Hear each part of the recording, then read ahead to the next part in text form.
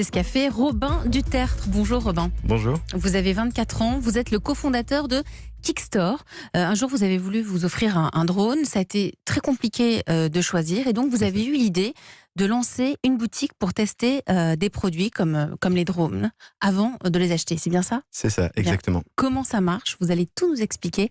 Vous avez 1 minute 30. Donc, comme vous l'avez dit, ça a commencé par un drone. J'ai commencé par regarder tous les drones qu'il y avait sur Internet. Il y en avait énormément. Donc, j'ai lu des articles sur le sujet, j'ai regardé des vidéos sur YouTube et je ne savais pas quel drone choisir. Donc, je suis allé en boutique. Là, je suis tombé sur des drones joliment emballés dans des packaging, mais rien qui me permette de vraiment prendre en main le produit. Alors, j'ai fait appel à un vendeur. Et là, il m'a lu les étiquettes. Donc, je suis reparti frustré, je ne savais toujours pas quel drone choisir. Et je me suis posé une question, pourquoi est-ce qu'on ne peut pas tout simplement essayer des produits high-tech avant de les acheter? Exactement comme on essaye un t-shirt dans une boutique de vêtements. Et c'est pour ça qu'on a créé Kickstore. Kickstore, c'est des pop-up à Paris où vous pouvez essayer, découvrir et acheter des produits high-tech. Des produits high-tech qu'on a nous-mêmes sélectionnés avec soin, majoritairement issus de startups françaises. Des produits high-tech qu'on a testés nous-mêmes et dont les tests produits sont souvent postés sur kickstore.fr. Et on a même ajouté un café, un espace café, dans lequel vous pouvez venir avec vos propres produits high-tech pour qu'on vous accompagne dans leur utilisation.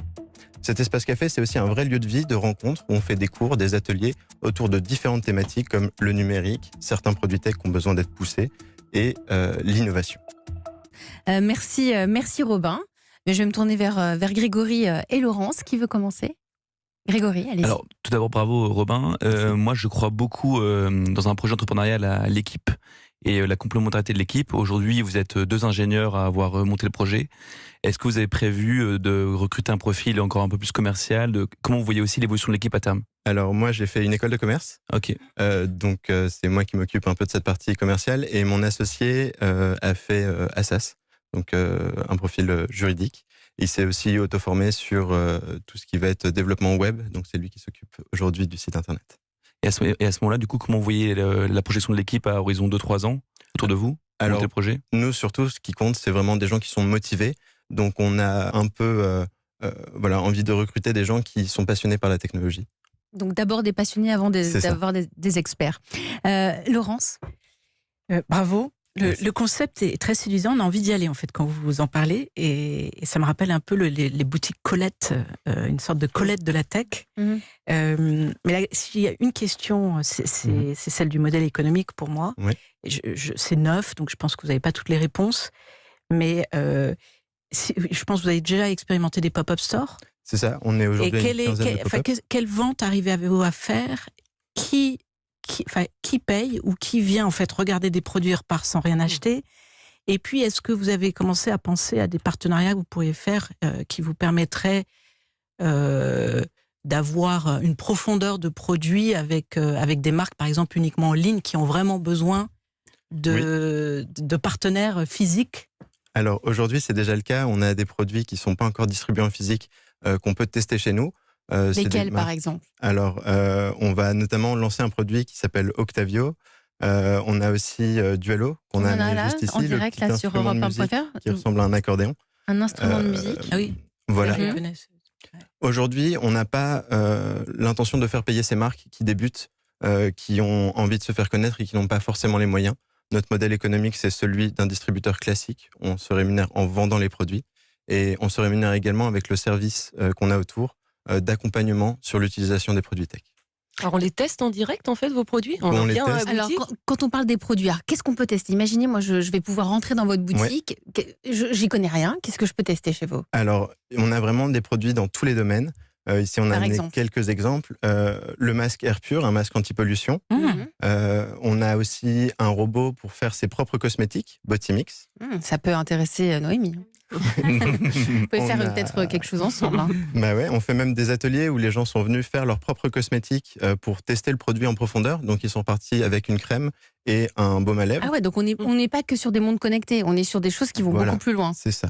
On a aussi des produits comme Cosmo, qui est un feu pour vélo avec clignotant. C'est celui-ci, c'est ça? C'est ça. Et donc aussi des mondes connectés, des drones, des vidéoprojecteurs, des caméras, etc.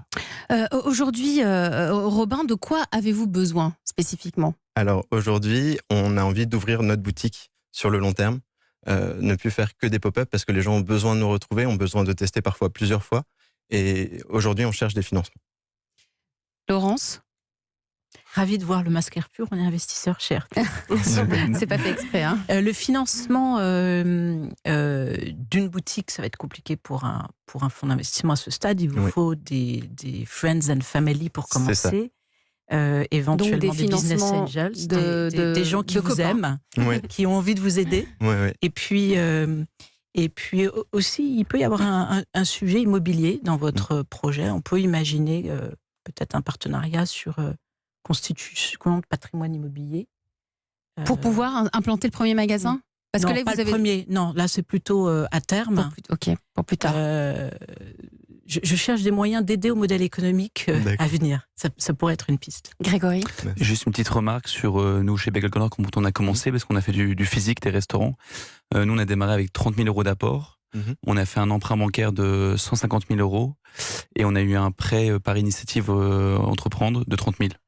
Donc ça a permis, en fait, tu peux quand même démarrer avec un petit apport et avoir un emprunt bancaire en face. Et croître au fur et à mesure. Et croître, les banques, elles prêtent parce qu'en fait, tu as un actif en face, un vrai fonds de commerce.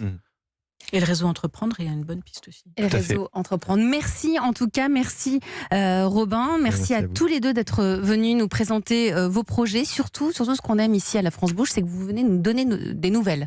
Comme ça, on sait comment ça évolue. On compte sur vous. Merci Laurence Magnery d'avoir fait le coach et les bons conseils. Vous êtes présidente et cofondatrice de Citizen Capital.